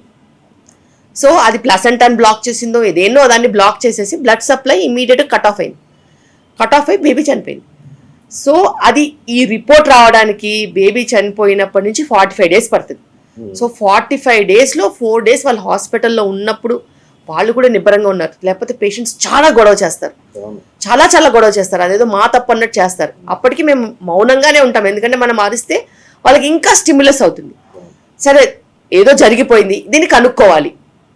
మళ్ళీ ఇది కనుక్కోవాలంటే 50,000 నుంచి ₹1,00,000 ఖర్చు అవుతుంది, ఎందుకంటే జెనెటిక్ టెస్ట్లు కూడా చెయ్యాలి. అలా కనుక్కుని దానికి వెయిట్ చేసి 1 year తర్వాత నువ్వు మళ్ళీ ప్రెగ్నెంట్ అవ్వచ్చు అని చెప్పాను. 1 year తర్వాత మళ్ళీ ప్రెగ్నెంట్ అయింది తను. ఇప్పుడు 3rd month చెకప్ అవుతుంది. బ్లడ్ క్లాట్ అవ్వకుండా ఒక ఇంజెక్షన్ ఉంటుంది, డైలీ తీసుకోవాలి. ఆ ఇంజెక్షన్ మీద పెట్టాం. సో వాళ్ళు ఎంత చెడు జరిగినా కూడా అదే హాస్పిటల్కి వచ్చి కనుక్కున్న ప్రాబ్లంకి ట్రీట్మెంట్ తీసుకునే వాళ్ళు ఉంటారు. కానీ చాలా సార్లు అలా అనుకోరు. ఆ డాక్టర్ వల్ల జరిగింది, ఆ హాస్పిటల్లో జరిగిందని నానా గొడవ చేసి పగలు కొట్టేసేసి డాక్టర్లను కొట్టేసేసి చాలా గొడవలు చేస్తారు. ఇవి పల్లెటూర్లలో ఎక్కువ అవుతాయి, ఎందుకంటే వాళ్ళకి ఆపడానికి కూడా మనుషులు ఉంటారు కాబట్టి. అనఫిషియల్ అంటే మ్యారేజ్ అవ్వకుండా ప్రెగ్నెన్సీ అయిన వాళ్ళు అబార్షన్స్ కోసం వస్తారు కదా, అటువంటి అది చట్టరీత్యా ఓకేనా? మనకి ఎంటీపీ యాక్ట్ అని ఉంది. ఎంటీపీ యాక్ట్ ప్రకారం నువ్వు మేజర్ అయితే అబౌవ్ 18 years అయితే ఎవ్వరు సంతకం పెట్టాల్సిన అవసరం లేదు, నీ సంతకం చాలు, లీగల్ గా యాక్సెప్టబుల్. అది 20 weeks లోపు ఉండాలి. 20 weeks లోపు ఉంటే ఒక గైనకాలజిస్ట్ చాలు. 20 weeks దాటితే 2 గైనకాలజిస్టుల పర్యవేక్షణలో జరగాలి. Up to 24 weeks. ఆ తర్వాత క్వశ్చనే లేదు, టర్మినేషన్ క్వశ్చన్ లేదు, చేయడానికి లేదు. 23 weeks 6 days last date. 20 weeks plus అయితే 2 గైనకాలజిస్టులు, 20 వీక్ లోపు అయితే అబౌవ్ 18 yearsకి మనకి ఖచ్చితంగా వాళ్ళు సిగ్నేచర్ ఉంటే చాలు. హస్బెండ్తో కూడా పని లేదు. సో అబార్షన్ చేయించుకోవడానికి హస్బెండ్తో కూడా పని లేదు. కాదు, నేను పెళ్లి అవ్వకపోతే సింగిల్ వాళ్ళైతే వాళ్ళ సంతకాలు చెల్లుతాయి. ఆధార్ ప్రూఫ్ చూపించాలి, సమ్ జెన్యున్ ఐడెంటిటీ కార్డ్ చూపించాలి, బికాస్ అది మనం గవర్నమెంట్కి సబ్మిట్ అవుతుంది. Any pregnant womens can 100% address proof, age proof, signatures, consents important. ఇవే ఇంపార్టెంట్. బిలో 18 అయితే పేరెంట్స్ 100% పేరెంట్స్ రావాల్సిందే, వాళ్ళు సిగ్నేచర్ పెట్టాల్సిందే. అదర్వైజ్ మేమెవరం యాక్సెప్ట్ చేయము. ఒకవేళ గవర్నమెంట్ హాస్పిటల్కి వెళ్తే వాళ్ళు పోలీస్ కేసు ఇవన్నీ ఉంటాయి బేసిక్గా. ఇది మ్యాండేటరీ రూల్స్. ఇది ఎంటీపీ యాక్ట్ అని ఉంది, ఇందులో ఇంకా చాలా రూల్స్ ఉన్నాయి. అండ్ సరదాగా అబార్షన్స్ చేసుకోవడానికి ఉండదు. బేసిక్గా ఏదో ఒక రూల్ ఉండాలి. మాకు ఒక 7 రూల్స్ ఉంటాయి. లైక్ ఆమెకి లైఫ్కి హాని అవుతుంటేనో, కాంట్రసెప్షన్ ఫెయిల్ అయితేనో, లేకపోతే రేప్ అవుతేనో, లేకపోతే బేబీకి ప్రాబ్లమ్స్ ఉంటేనో, లేకపోతే మిస్క్యారేజ్ అయ్యే ఛాన్సెస్ ఉంటేనో, ఇట్లాంటివి ఏదైనా ఒక 6 రూల్స్ 7 రూల్స్ ఉంటాయి. అందులో అప్లికబుల్ ఉంటేనే మనం చేయాలి, లేకపోతే చేయడానికి ఉండదు. క్రిమినల్ యాక్షన్ అని కాదు, సర్వీసెస్ అలా ఇవ్వరు.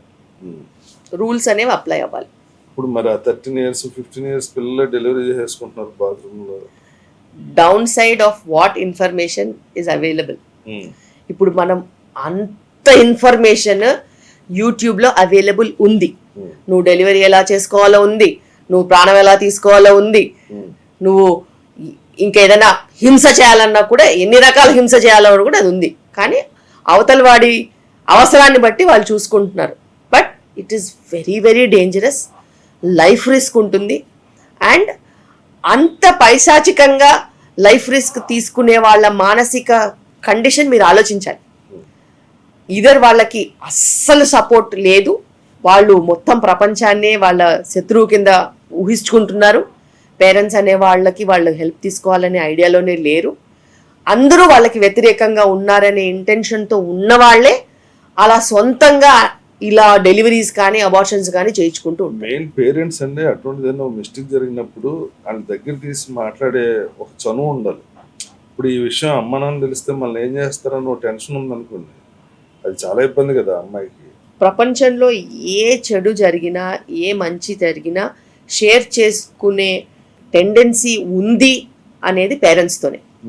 ఆఖరికి ఫ్రెండ్స్ కూడా చాలాసార్లు జడ్జ్ చేస్తారని మనం ఆగిపోతాం. వీటి తర్వాత నన్ను సతాయిస్తారో, ఏడిపిస్తారో, హేళన చేస్తారని ఆగిపోతాం. కానీ పేరెంట్స్ చేయరు కదా. పేరెంట్స్ కూడా స్పేస్ ఇవ్వాలి పిల్లలకి. 100% లైఫ్ లాంగ్ మేము పోయేదాకా మీకు సెక్యూరిటీ, మేము ఏదన్నా మంచిగా చెడైనా కరెక్ట్ మేము తీసుకుంటాం, నీకు సపోర్ట్ ఇస్తాను, కాన్ఫిడెన్స్ ఇస్తే. చాలా మంది పాతకాలంలో పేరెంట్స్ అంటే చాలా భయం ఉండేది, గౌరవం ఉండేది, కాబట్టి చాలా విషయాలు చెప్పేవాళ్ళు కాదు. కానీ ఇప్పుడు పేరెంటింగ్ స్కిల్లే వేరు. వాళ్ళు చాలా ఓపెన్ గా ఉంటున్నారు, వాళ్ళు చనువిస్తున్నారు. అప్పుడప్పుడు పిల్లలు పేరెంట్స్ తిడుతున్నారు కూడా. సో అంత చనువు మనకి లేదు బేసిక్గా. సో ఇప్పుడు పేరెంట్స్ చనువు ఇస్తున్నారు, చెడు జరుగుతోంది, దానివల్ల మంచి కూడా ఉంటుంది. కానీ పేరెంట్స్ దగ్గరికి వెళ్ళి చెప్పుకునే గైడెన్స్ ఖచ్చితంగా పిల్లలకి ఇవ్వాలి. ఒక్కసారన్నా అర్థమయ్యే బిడ్డకి నువ్వు నా దగ్గరికి వచ్చి ఏదైనా చెప్పుకోగలుగుతావు, I will not judge you అని చెప్తే వాళ్ళు ఖచ్చితంగా వచ్చి ఇలాంటి దుర్ఘటనలు జరిగే ముందు వాళ్ళు చెప్పుకోగలుగుతారు. ఇంత కమ్యూనికేషన్ అంతా చేతిలోకి వచ్చేసి ఏం కావాలన్నా చాట్‌జీపీటీలో మాట్లాడితే ఇన్ఫర్మేషన్ వచ్చేసి ఇలా ఉన్నప్పుడు ఆ బంధాల అనుబంధాలు పెంచుకుంటేనే వీళ్ళు ఆగుతారు, లేకపోతే వీళ్ళు వేరే డ్రామాలోకి వెళ్ళి మనకు కాకుండా అయిపోతారని నా ఫీలింగ్. అవును, ఇప్పట్లో పేరెంట్స్ అప్పుడప్పుడు టైం తక్కువ స్పెండ్ చేయడంతో, కమ్యూనికేషన్ తగ్గిపోవడంతో, పిల్లలకి ఎక్కువగా స్క్రీన్ టైం అలవాటు అవడంతో ఆ డిటాచ్మెంట్ అనేది వస్తుంది. వాళ్ళకి ఏది రియలో ఏదిదో కూడా తెలియట్లా. ఇప్పుడు అందులో గేమ్స్ ఉంటాయి. కరెక్ట్. ఆ ఊరికి వాటర్ లేదంటాడు మావాడు, ఏంట్రా వాటర్ లేదంటే గేమ్ లో వీళ్ళు ఏదో ఒకటి చేస్తే వాటర్ వస్తుంది అక్కడ. అవును, అది ప్రపంచం. సో అది రియాలిటీ కాదు. నన్ను చంపొద్దని ఏడుస్తున్నాడు. ఏంట్రా అంటే వాళ్ళిద్దరూ గేమ్ ఆడుకుంటున్నారు, మనవరాలు. అది చంపేస్తుందంటే వీడికి ఏడుస్తున్నాడు. ఇక్కడ నన్ను చంపకు, నన్ను చంప. సో వాళ్ళు వర్చువల్ లైఫ్ లో ఇవన్నీ ఎక్స్పీరియన్స్ చేస్తున్నారు, రియాలిటీలో కాదు. సో పిల్లలకి ఇప్పుడు చాలా వింతగా అనిపించినా కూడా వాళ్ళకు ఒక వర్చువల్ లైఫ్ ఉంది, వాళ్ళకు ఒక రియాలిటీ లైఫ్ ఉంది, వాళ్ళకు ఒక స్కూల్ ఉంది. సో స్కూల్లో చాలా కన్ఫ్యూజన్. స్కూల్లో చెప్పిన చదువు వాళ్ళకి ఈ వర్చువల్ లైఫ్ లో కనిపించదు. వర్చువల్ లైఫ్ లో వేరే స్పేస్, అసలు సంబంధం లేకుండా, మనుషులతో సంబంధం లేకుండా అదొక వేరే జానర్ మొత్తం. ఎందుకంటే అందులో ఏం చూపిస్తారు అర్థం పడితే ఉండదు, నడుస్తూ పోతానే ఉంటారు. ఎంత దూరం పోతారు రా అంటే పోతానే ఉంటారు. అవి నాటుతారు, పీకేస్తారు. సో ఇట్లా వాళ్ళకి కూడా స్క్రీన్ టైం ఉంటుంది, మనం చెప్తే వినేవాళ్ళు కాదు. సో వాళ్ళకి మనం స్క్రీన్ టైం ఇవ్వకపోతే మనం చాలా బ్యాడ్ అయిపోతాం, మనం శత్రువుల కింద చూస్తారు. స్క్రీన్ టైం కంట్రోల్ చేస్తాం. ఓన్లీ వీకెండ్సే ఇవ్వడము, వీకెండ్స్ లో కూడా 1 hour అలా పెట్టడము. ఏదన్నా రివార్డ్ సిస్టమ్ కింద పెడతాం. ఆ వారం ఏదన్నా తప్పు చేస్తే అది కట్, ఆ వారం ఏదన్నా కరెక్ట్ చేస్తే ఒక అరగంట ఎక్కువ. సో వాళ్ళలో మనం ఏదైతే చూడాలనుకుంటున్నామో అది ఇస్తూనే వాళ్ళని మన దారిలోకి తెచ్చుకోవాలి తప్పితే వాళ్ళకి నో అని చెప్తే టాలరేట్ చేసే పరిస్థితిలో వాళ్ళకు లేరు. మహిళా లోకానికి వాళ్ళు ఏదన్నా ఉంటే ప్రాబ్లం ఉంటే డాక్టర్ దగ్గరికి వెళ్ళటం, ఇంట్లో చేయటం, ఈ సెక్షువల్ దీంట్లో వాళ్ళు చాలా ఇబ్బంది పడుతుంటారు కదా. ఆ మహిళలకి మీరు ఏదైనా చెప్పండి, అంటే అలా ఇబ్బంది పడకుండా ఉండాలంటే ఎలా కాంటాక్ట్ చేసి వాళ్ళు క్యూర్ చేసుకోవాలన్నది చెప్పాలి. 40s ఆర్ న్యూ 20s అన్నట్టు లైఫ్ అంతా స్ట్రగుల్.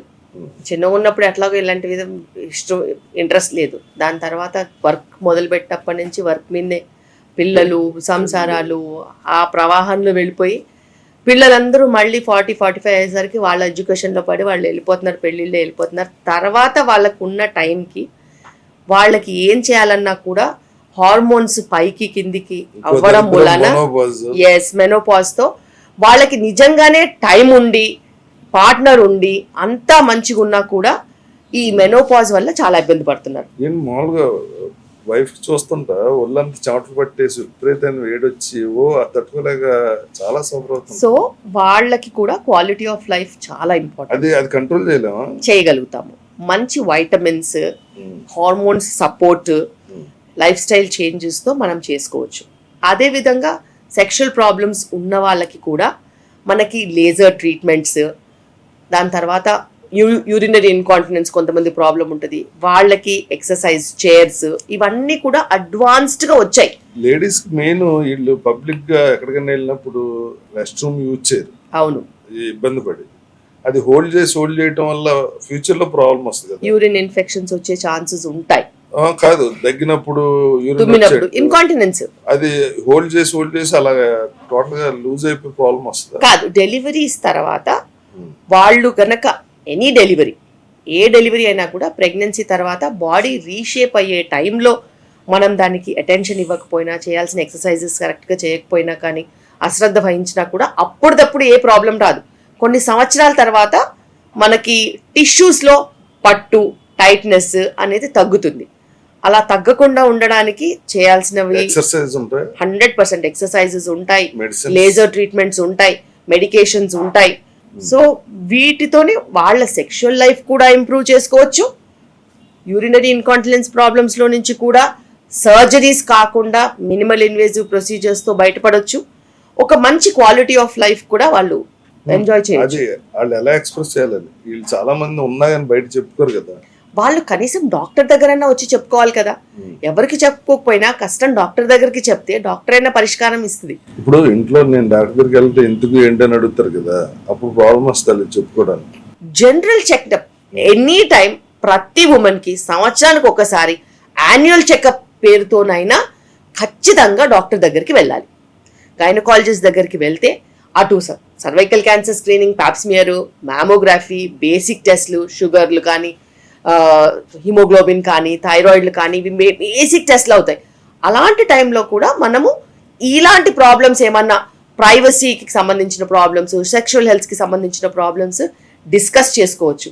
అండ్ పెరిమెనోపాజ్ టైంలో ఉండే hot flushes, bone loss, vitamin intake వీటి మీద అవగాహన కూడా మనకి ఈజీగా వస్తుంది. Thank you so much. చాలా టైం స్పెండ్ చేసినారు అసలు. Thank you.